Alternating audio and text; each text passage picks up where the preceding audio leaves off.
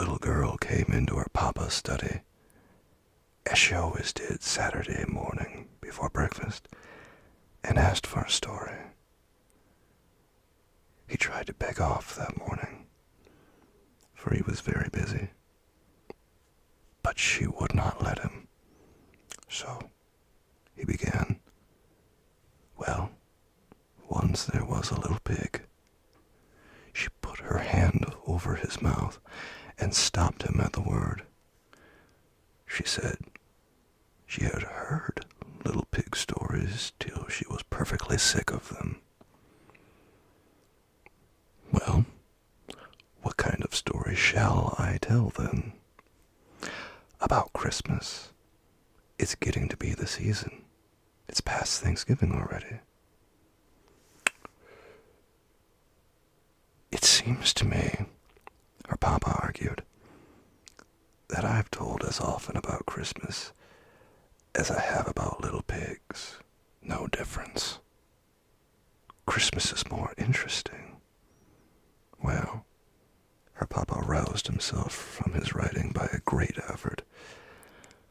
Well then, I'll tell you about the little girl that wanted it every Christmas, every day in the year. How would you like that?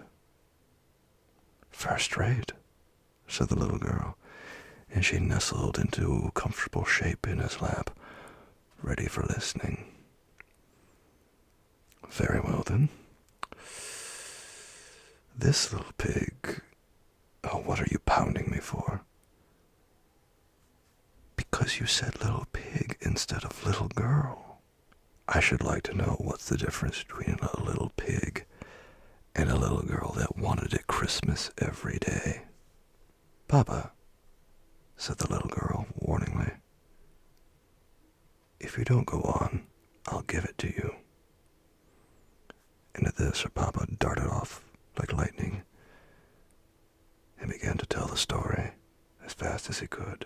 Well, once there was a little girl who liked Christmas so much that she wanted it to be Christmas every day in the year. And as soon as Thanksgiving was over, she began to send postal cards to the old Christmas fairy to ask if she mightn't have it. But the old fairy never answered any of the postals. And after a while, the little girl found out that the fairy was pretty particular and wouldn't notice anything but letters. Not even correspondence cards and envelopes, but real letters on sheets of paper and sealed outside with a monogram, or your initial anyway. So then she began to send her letters, and in about 3 weeks, or just the day before Christmas, she got a letter from the fairy, saying she might have it Christmas every day for a year, and then they would see about having it longer. The little girl was a good deal excited already, preparing for the old-fashioned once-a-year Christmas that was coming the next day. And perhaps the fairy's promise didn't make such an impression on her as it would have made at some other time. She just resolved to keep it to herself and surprise everybody with it, as it kept coming true, and then it slipped out of her mind altogether. She had a splendid Christmas. She went to bed early so as to let Santa Claus have a chance at the stockings, and in the morning she was up at the first of anybody and went and felt them, and found hers all lumpy with packages of candy and oranges and grapes, and pocketbooks and rubber balls, and all kinds of small presents. And her big brothers with nothing but the tongs in them, and her young lady sisters with a new silk umbrella, and her papas and mamas with potatoes and pieces of coal wrapped up in tissue paper, just as they always had every Christmas. Then she waited around till the rest of the family were up, and she was the first to burst into the library when the doors were opened and look at the large presents laid out on the library table.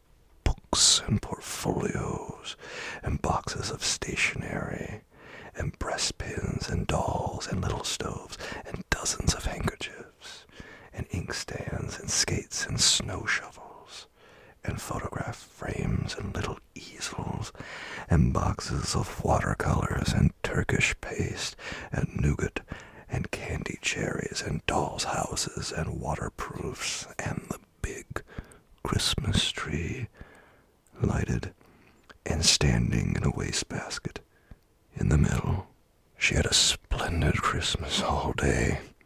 She ate so much candy that she did not want any breakfast, and the whole forenoon the presents kept pouring in that the expressman had not time to deliver the night before. And she went around giving the presents she had got for other people, and came home and ate turkey and cranberry for dinner, and plum pudding and nuts and raisins and oranges and more candy. And her papa said he would see if his house was turned into that sort of fool's paradise another year. And they had a light supper, and pretty early everybody went to bed cross. Here the little girl pounded her papa in the back. Again. Well now, what now? Did I say pigs? You made them act like pigs. Well, didn't they? No matter. You oughtn't to put it into a story. Very well, then. I'll take it all out. Her father went on. The little girl slept very heavily, and she slept very late. But she was wakened at last by the other children dancing round her bed with their stockings full of presents in their hands. What is it? Said the little girl, and she rubbed her eyes and tried to rise up in bed. Christmas, Christmas, Christmas, they all shouted and waved their stockings. Nonsense, it was Christmas yesterday. Her brothers and sisters just laughed. We don't know about that. It's Christmas today anyway. You come into the library and see. Then all at once, it flashed on the little girl that the fairy was keeping her promise, and her year of Christmases was beginning. She was dreadfully sleepy, but she sprang up like a lark that had overeaten itself and got to bed cross, and darted into the library. There it was again. Books and portfolios and boxes of stationery and breastpins. You needn't go over it all, Papa. I guess I can remember just what was there, said the little girl. Well, and there was the Christmas tree blazing away, and the family picking out their presents, but looking pretty sleepy, and her father perfectly puzzled, and her mother ready to cry. I'm sure I don't see how I'm to dispose of all these things, said her mother, and her father said it seemed to him they had something just like it the day before, but he supposed he must have dreamed it.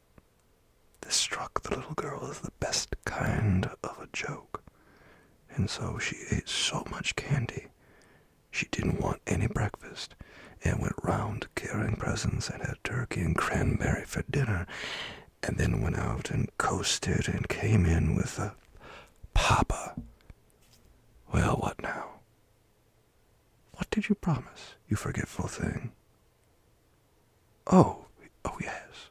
Well, the next day, it was just the same thing over again, and everybody getting crosser. And at the end of a week's time, so many people had lost their tempers that you could pick up lost tempers anywhere. They perfectly strewed the ground. Even when people tried to recover the tempers, they usually got somebody else's, and it made the most dreadful mix. The little girl began to get frightened. Keeping the secret all to herself, she wanted to tell the mother, but she didn't dare to, and she was ashamed to ask the fairy to take back her gift. It seemed ungrateful and ill-bred, and she thought she would try to stand it, but she hardly knew how she could for a whole year. So it went on, and it was Christmas on St. Valentine's Day and Washington's birthday, just the same as any day. And it didn't skip on the 1st of April, though everything was counterfeit that day. And that was some little relief. After a while, coal and potatoes began to be awfully scarce. So many had been wrapped up in tissue paper to fool papas and mamas with. Turkeys got to be about $1,000 apiece. Papa? Well, what? You're beginning to fib. Well, 2,000 then. And they got to passing off almost anything for turkeys. Half-grown hummingbirds and even rooks out of the Arabian Nights. The real turkeys were so scarce. And cranberries, well, they asked a diamond apiece for cranberries. All the woods and orchards were cut down for Christmas trees. And where the woods and orchards used to be, it looked just like a stubble field, with the stumps. After a while, they had to make Christmas trees out of rags and stuff them with bran, like old-fashioned dolls.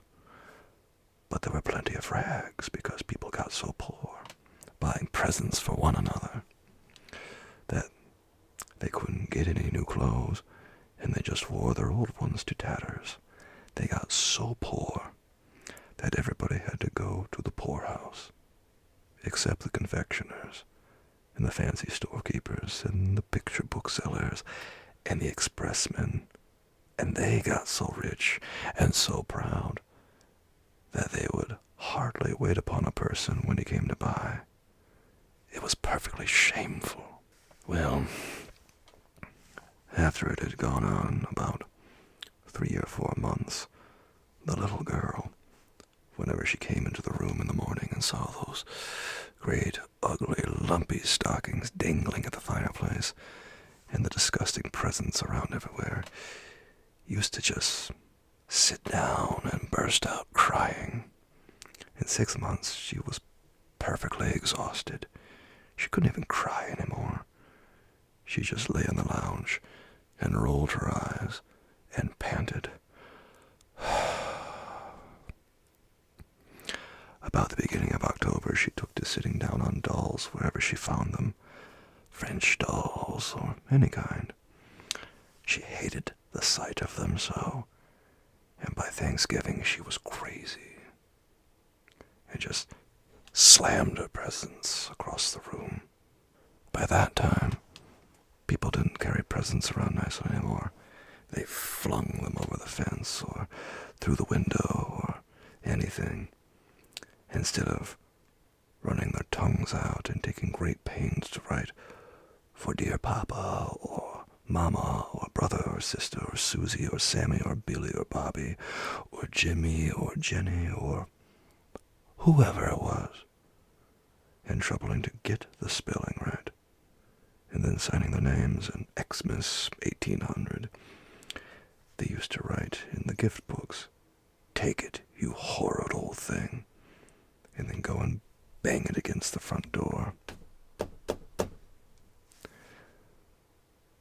Nearly everybody had built barns to hold their presents, but pretty soon the barns overflowed. and then they used to let them lie out in the rain or anywhere. Sometimes the police used to come and tell them to shovel their presents off the sidewalk, or they would arrest them. I thought you said everybody had gone to the poorhouse, interrupted the little girl. They did go at first, said her papa. But after a while, the poorhouses got so full that they had to send the people back to their own houses. They tried to cry when they got back, but they couldn't make the least sound. Why couldn't they? Because they had lost their voices saying Merry Christmas so much. Did I tell you how it was on the 4th of July? No, how was it? And the little girl nestled closer in expectation of something uncommon. Well, the night before, the boys stayed up to celebrate, as they always do, and fell asleep before 12 o'clock as usual, expecting to be wakened by the bells and cannon. But it was nearly 8 o'clock before the first boy in the United States woke up, and then he found out what the trouble was. As soon as he could get his clothes on, he ran out of the house and smashed a big cannon torpedo down on the pavement. But it didn't make any more noise than a damp wad of paper. And after he tried about 20 or 30 more, he began to pick them up and look at them. Every single torpedo was a big raisin. Then he just streaked it upstairs and examined his firecrackers and the toy pistol and $2 collection of fireworks, and found that they were nothing but sugar and candy painted up to look like fireworks. Before 10 o'clock, every boy in the United States found out that his 4th of July had turned into Christmas things. And then they just sat down and cried. They were so mad. There are about 20 million boys in the United States, and so you can imagine what a noise they made. Some men got together before night with a little powder that hadn't turned into purple sugar yet, and they said they would fire off one cannon. Anyway, but the cannon burst into 1,000 pieces, for it was nothing but rock candy, and some of the men nearly got killed.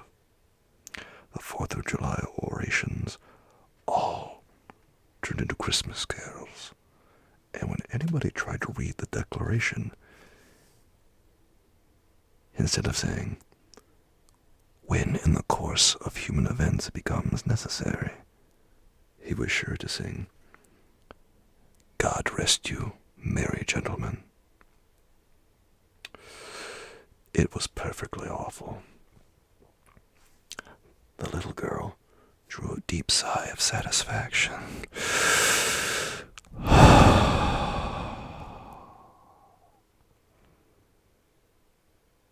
And how was it at Thanksgiving? Her papa hesitated. Well, I'm almost afraid to tell you. I'm afraid you'll think it's wicked. Well, tell anyway, said the little girl. Well, before it came Thanksgiving, it had leaked out who had caused all these Christmases. The little girl had suffered so much that she had talked about it in her sleep. And after that, hardly anybody would play with her. People just perfectly despised her, because if it had not been for her greediness, it wouldn't have happened. And now, when it came Thanksgiving, and she wanted them to go to church and have squash pie and turkey and show their gratitude, they said that all the turkeys had been eaten up for her old Christmas dinners, and if she would stop the Christmases, they would see about the gratitude. Wasn't it dreadful? And the very next day, the little girl began to send letters to the Christmas fairy, and then telegrams to stop it. But it didn't do any good. And then she got to calling at the fairy's house. But the girl that came to the door always said, not at home, or engaged, or at dinner, or something like that. And so it went on till it came to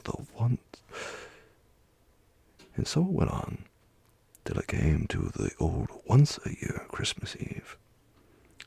The little girl fell asleep, and when she woke up in the morning, she found it was all nothing but a dream, suggested the little girl. No, indeed, said her papa. It was all every bit true. Well, what did she find out then? Why, that it wasn't Christmas at last, and wasn't ever going to be anymore. Now it's time for breakfast. The little girl held her papa fast around the neck. You shan't go if you're going to leave it so. How do you want it left? Christmas once a year. All right, said her papa. And he went on again. Well, there was the greatest rejoicing all over the country, and it extended clear up into Canada. The people met together everywhere and kissed and cried for joy. The city carts went around and gathered up all the candy and raisins and nuts and dumped them into the river, and it made the fish perfectly sick. And the whole United States, as far out as Alaska, was one blaze of bonfires where the children were burning up their gift books and presents of all kinds. They had the greatest time. The little girl went to thank the fairy because she had stopped its being Christmas, and she said she hoped she would keep her promise and see that Christmas never, never came again. Then the fairy frowned and asked her if she was sure she knew what she meant. And the little girl asked her, why not? And the old fairy said that now she was behaving just as greedily as ever. And she said she would be willing to have it Christmas about once in 1,000 years. And then she said 100. And then she said 10. And at last she got down to 1. Then the fairy said that was the good old way that had pleased people ever since Christmas began. And she was agreed. Then the little girl said, what are your shoes made of? And the fairy said, leather. And the little girl said, bargain's done forever, and skipped off, and hippity-hopped the whole way home. She was so glad. How will that do? Asked the papa. First rate, said the little girl. But she hated to have the story stop, and was rather sober. However, her mamma put her head in at the door, and asked her papa, are you never coming to breakfast? What have you been telling that child? Oh, just a moral tale. The little girl caught him around the neck again. We know. Don't you tell what, papa? Don't you tell what?